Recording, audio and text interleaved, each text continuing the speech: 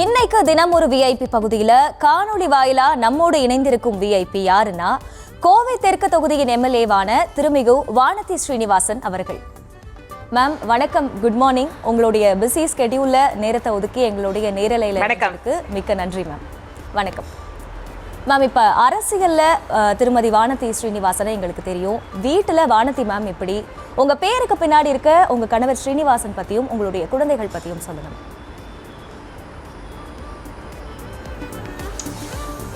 வீட்டில் எப்படின்னு கேட்டால் எல்லாத்து மாதிரி தான். வீட்டில் குடும்பம் இருக்குது, குடும்பத்தை பேலன்ஸ் பண்ணணும், குடும்ப உறுப்பினர்களுக்கு நேரம் கொடுக்கணும்.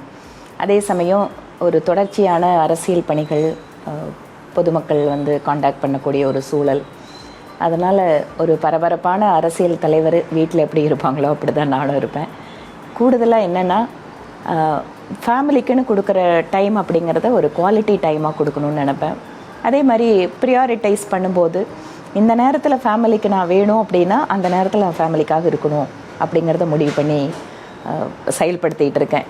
அதனால் ஒரு பெரிய ஒரு கஷ்டம் இல்லாமல் என்னோடய அரசியல் பணி எந்த இடையூறும் இல்லாமல் போகிறதுக்கு குடும்பம் ஒரு மிகப்பெரிய ஒரு ஆதரவாகவும் துணையாகவும் இருக்கிறதால இதை என்னால் எந்த ஒரு பொது நல பணிகள் அப்படின்னாலும் எடுத்து செய்ய முடியுது. குழந்தைகள் ஆரம்பத்தில் ரொம்ப சின்னதாக இருக்கும்போது சிரமப்பட்டேன். ஆனால் அதையெல்லாம் தாண்டி இப்போது வந்துட்டாங்க.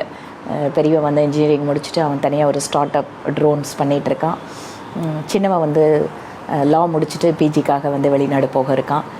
எனக்கு என்னோடய பேரில் இருக்கக்கூடிய கணவர் சீனிவாசன் வழக்கறிஞர்.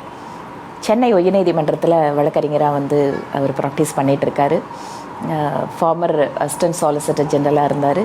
இப்போ senior standing counsel for various central government departments. So அவர் அவரோட ப்ராக்டிஸில் ரொம்ப பிஸியான ஒரு பர்சன். இன்ஃபேக்ட் அவரும் பிஸி, குழந்தைங்க ஒரு பக்கம் ஆளுக்கு ஒரு பக்கம் இருப்பாங்க. இதில் நாங்கள் 4 பேரும் சேர்ந்து இருக்கிறது அப்படிங்கிற டைமே ரொம்ப குறைச்சலாக தான் இருக்கும். பட் அது கிடைக்கிற வாய்ப்பை சரியாக பயன்படுத்திக்குவோம். இல்லை இதுக்காக திட்டமிடுவோம், மாதத்துக்கு ஒரு நாள் வெளியில் சேர்ந்து 4 பேரும் போயிட்டு வருது அந்த மாதிரி. ஸோ கணவர் சீனிவாசன் மிகப்பெரிய ஒரு சப்போர்ட் எனக்கு.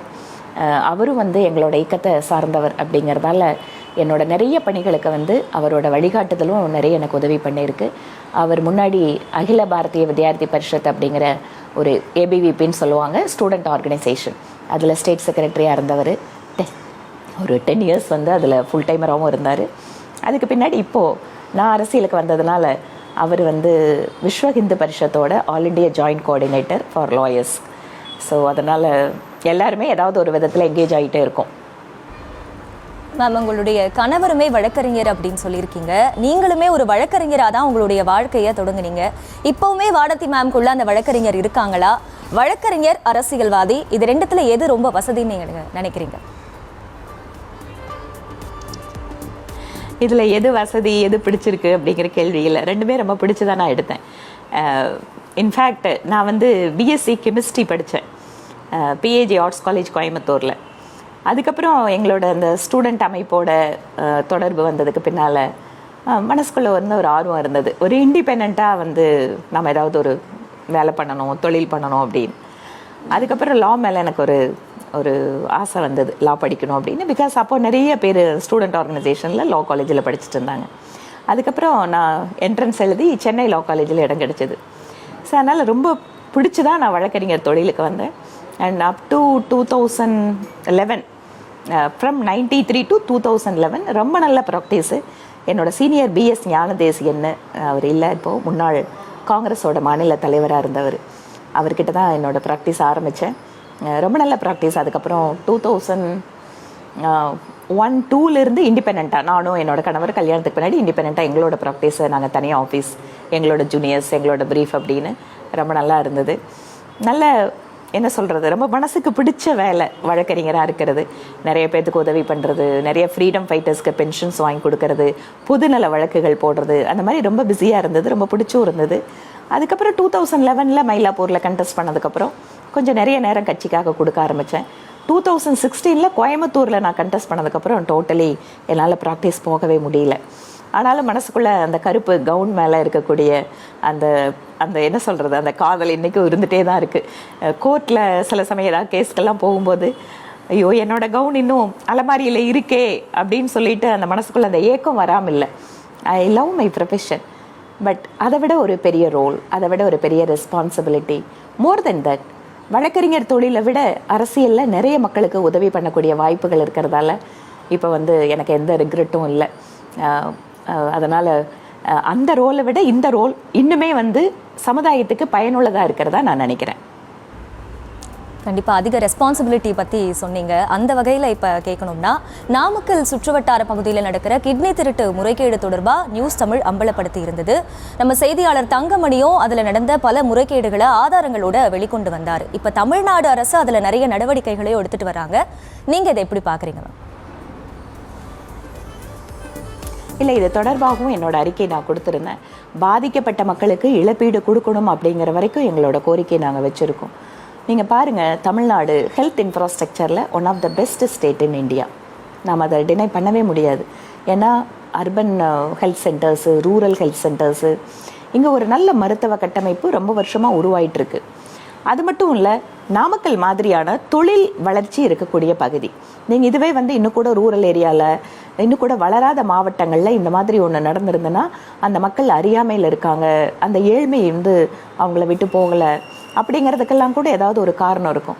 நாமக்கல் பார்த்திங்கன்னா அந்த மாவட்டம் ஒரு நல்ல தொழில் வாய்ப்பை கொடுக்கக்கூடிய ஒரு மாவட்டம்.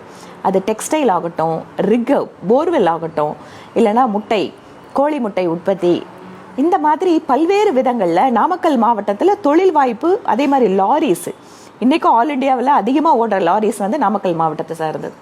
இந்த மாதிரி இருக்கக்கூடிய ஒரு மாவட்டத்தில் மக்கள் தங்களோட கிட்னியை வைக்கக்கூடிய ஒரு நிலைமை வந்திருக்கு. அதற்கு அரசியல் அதிகாரத்தை சார்ந்தவர்களுடைய மருத்துவமனை துணை போயிருக்கு அப்படிங்கிறது அதிர்ச்சிகரமான தகவல்.